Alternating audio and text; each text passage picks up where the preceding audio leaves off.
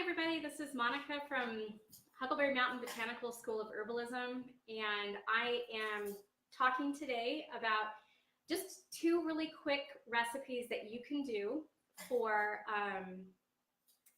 making your own personal products. So we're going to do a really easy sugar scrub. Hi, Miranda. And then we'll be doing a lip balm. I pre-made a few lip balms here. I was actually going to do a chocolate peppermint, but then I realized I didn't have any peppermint essential oils. So I'll try and do that in a later one, but today we're just gonna do the basic lip balm recipe, and I added spearmint because that's what I had, and spearmint with a little bit of stevia actually to add some sweetness. So, and that's totally optional, not a requirement. So let me start out by, hi Kana, by doing our body scrub. This is a really, not only simple recipe, but also versatile. So if you want to use different types of sugars, you can even use salt if you want to. You can add different essential oils or, you know, whatever you're in the mood for. So the basic recipe is a half a cup of sugar to a quarter cup of oil. And really the oils are whatever you would want to use. I use olive oil for a lot of my stuff because it's been used traditionally for many years, centuries, and it's really, really good for the skin. So, but almond oil is there, coconut oil is there. I get kind of irritated with coconut oil, so I choose not to use coconut oil in my products. But you may not have that issue, so you could use that as well. Although if I use coconut oil, I would probably do half of an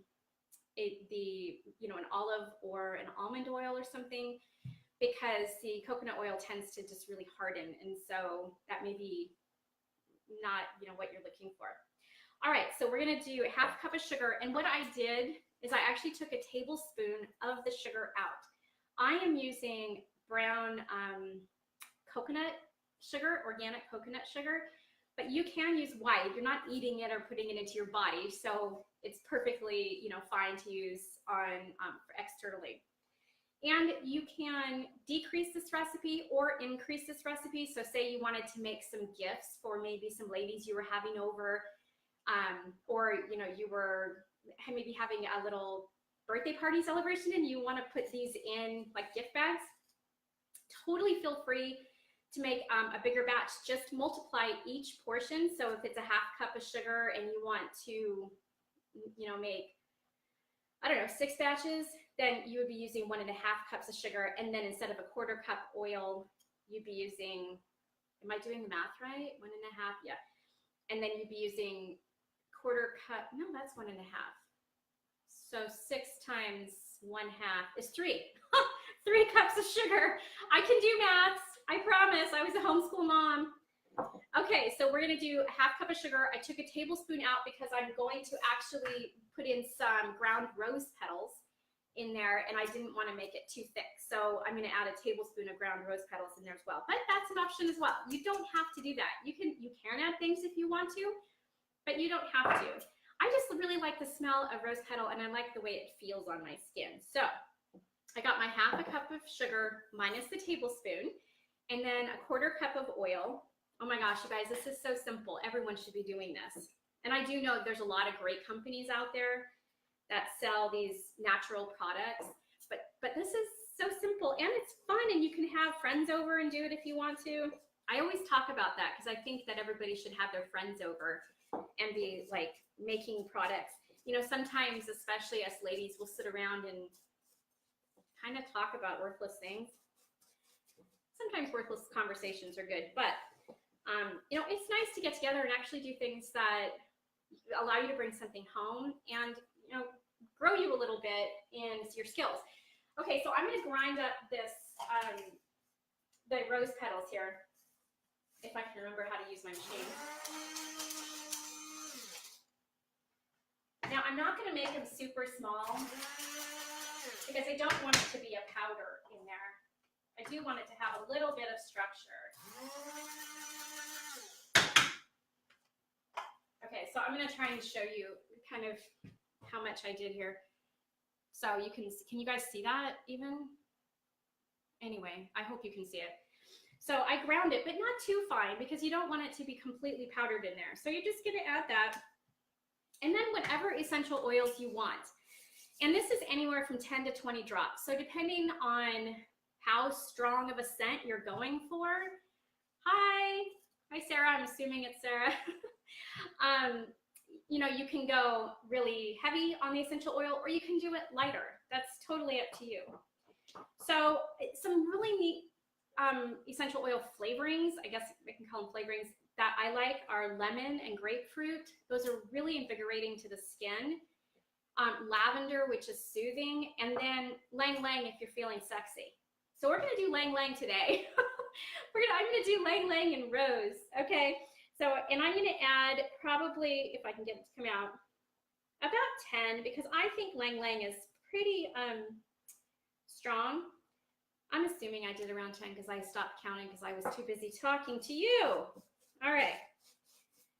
So, oh my goodness, you guys, I wish you could smell here, but you can't smell. This is why you need to be making it at home. Because, oh, this is magical. Now, one warning about using this in any body scrub even you get in the stores, be careful with the slippery shower, okay? Because this does have oil in it. And once you use it, you could take a nosedive in the shower, and that's never any fun. So just be careful and warn your hubby too. If you've used it before, he's gonna take a shower, or the next day and he gets in there and just slides on his, what is it called, a tuchus? A bum, whatever.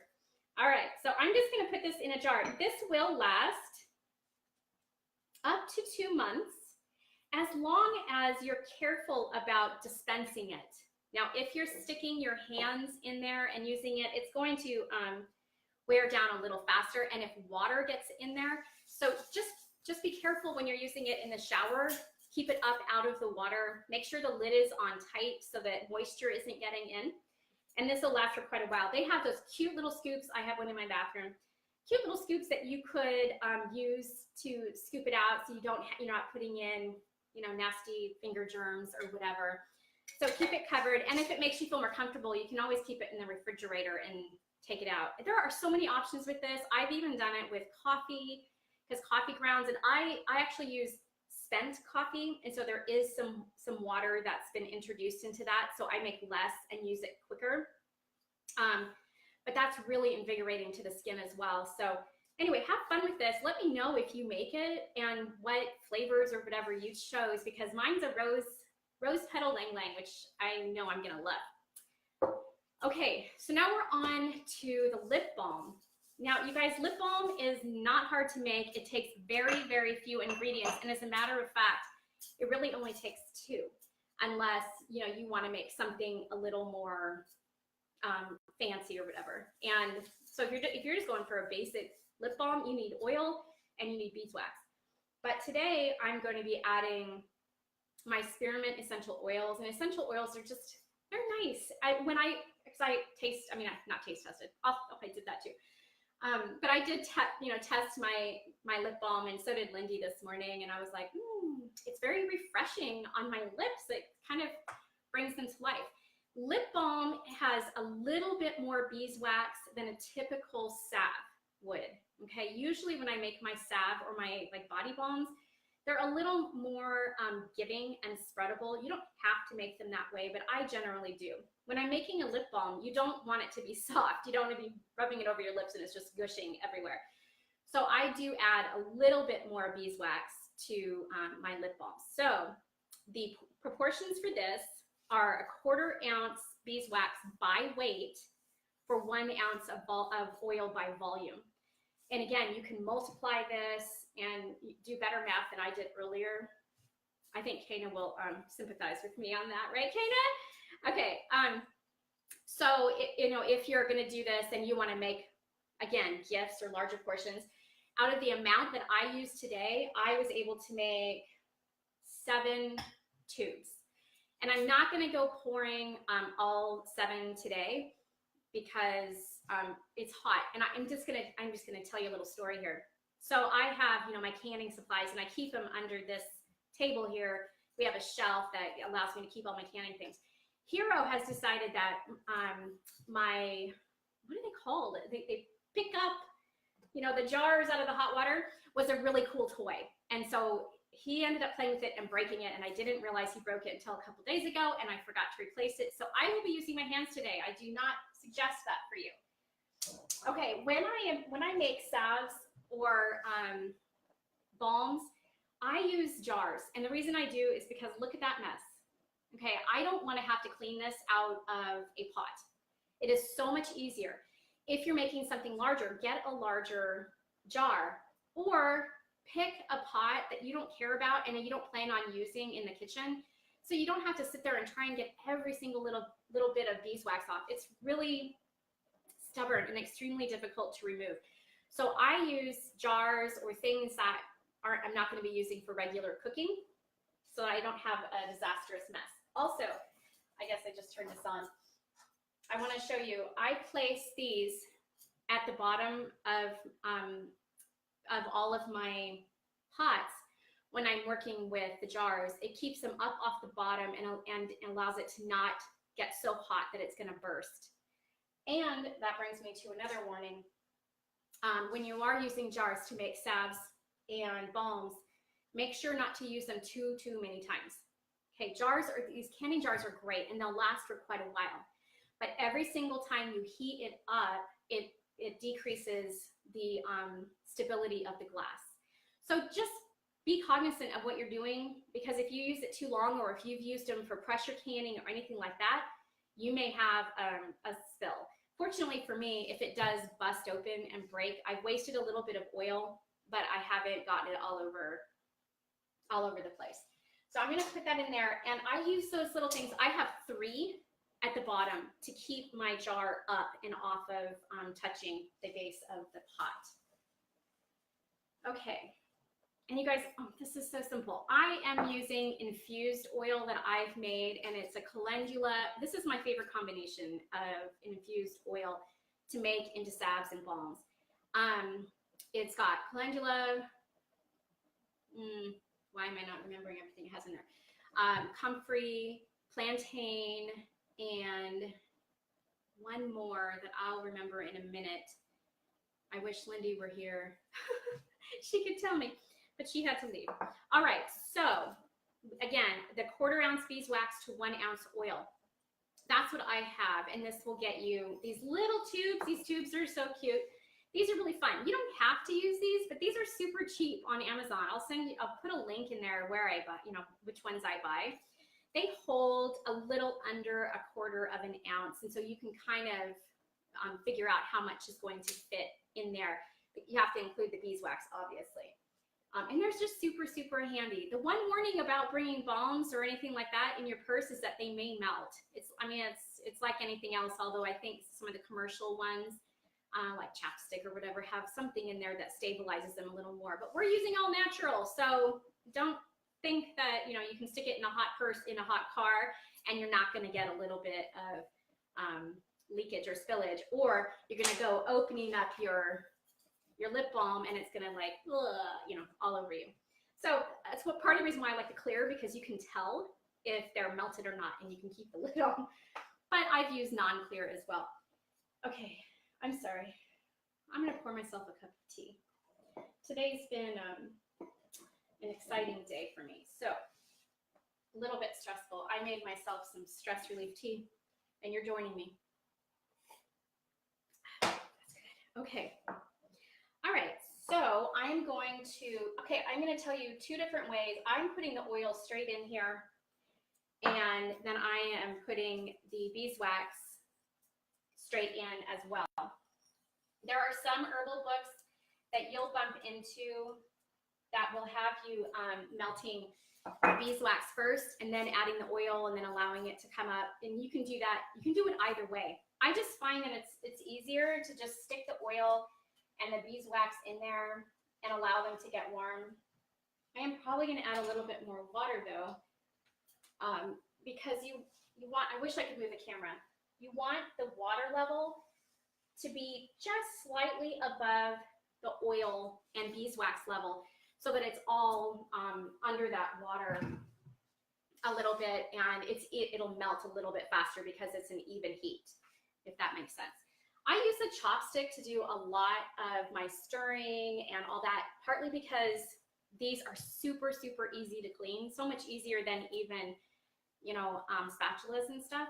And I've got tons of them, so I don't really care about it getting ruined. I use chopsticks for, like, seriously, that's one of the tools you should have as an herbalist, is a chopstick, because it works really, really great for getting air bubbles out of like herb-infused oil or tinctures or anything like that. It's a really nice tool.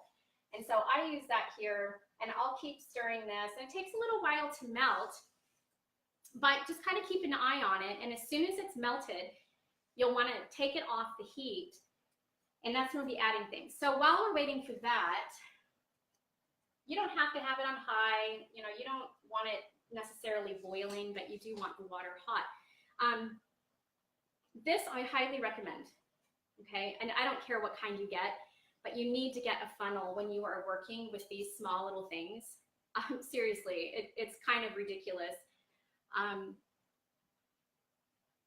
Oh, which one of, you've been wondering which one of what is good. You know, this is a terrible thing about the delay here with this live. So I always use the funnel, and see, if this one fits perfectly into the tube, the only thing you need to be careful of is not to block the air, because it could seem like the oil isn't going in, and then you slightly lift it, and then you have a disastrous mess. The other thing is, this really, I would say, oh, it takes practice and you won't spill anything. Hi, Julia. Hey, you're a neighbor. I consider Sandpoint a neighbor. But it's not that it takes practice. I still, even this morning, I was like, wow, I'm a rock star. I wasn't going over. I was like perfectly measured to the top. And then I got to like 6'1". And for some reason, I like over poured majorly, and it just like, yeah, spilled all over. So if you do that, don't feel like it's, you know, like I'm such a novice. No, it's not from being a novice lip balm maker. It's because it's a tough skill. It really is. And it's not going to be perfect every single time. So be prepared for spillage. And with that in mind, I want you to look at what I'm using. Okay, this tray. And this is an old, I swear to you, I think this came out of a cafeteria. I want to say I found it, like, I don't dumpster dive, but I would walk along the side of the road, and if people are giving away or getting rid of like perfectly good stuff, I'm taking it home. So to me, this was like why is someone throwing away a perfectly good tray? I think I actually got quite a few of these trays, and I also got other ones too. We'll talk about that later. So anyway, do it on a tray. So if you do spill over, it's not a big deal. It's not getting stuck on your counters, and you're not over there like peeling off wax for the next 10 days. You know how when wax candle or like wax burners kind of spill over or something, and it's just is annoying. So don't do that. Be prepared, use a tray, keep the mess off of your counters. This is almost melted here. And I just want to let you all know that I am sacrificing my finger health for you today, because I don't have that little can, that jar thing to remove it out of there. And I was burning my fingers trying to make those other 7 things. So appreciate the sacrifice that I'm making right now. I'm just going to make one, and that's why I'm only going to make one. But I did tell some ladies, if you're showing up and are local, I'm happy to give you a tube of my already made stuff if you want it. Just let me know. You need to message me or something. All right. So this is fully melted now. All right. Yes, I'm going to take it off. Whew. That's hot. So you do want to use one of those jar things, because it really helps a lot. Now, in this case, there is, again, a lot of flexibility with the flavoring. You can choose different flavors. I think orange or lemon is really, really good. But today I am making spearmint. And I just like the taste of spearmint. I'm sorry, something just popped up on my screen.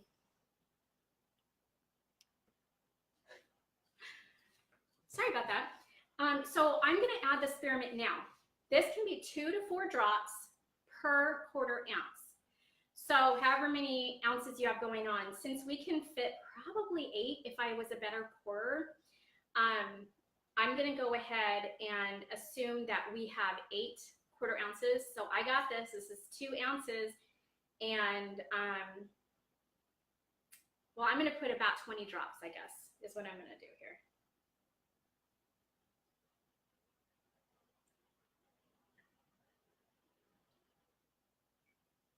Because I like flavor.